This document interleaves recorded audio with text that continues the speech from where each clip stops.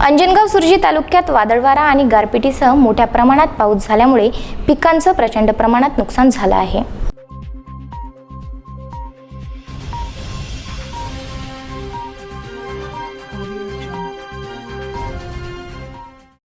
अंजनगाव सुर्जी येथे वादळी वाऱ्यासह मुसळधार पाऊस आल्याने तालुक्यात मोठ्या प्रमाणात नुकसान झालं आहे।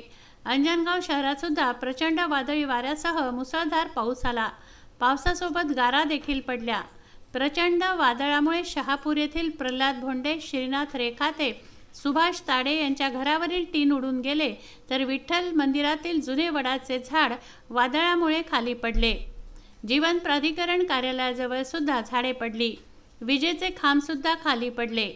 रात्रीला अंजनगाव सुर्जी शहराचा पूर्णपणे विद्युत पुरवठा खंडित झाला होता।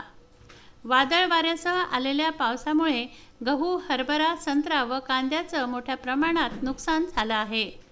साजिद सौदागर, विदर्भ न्यूज, अंजनगाव सुर्जी।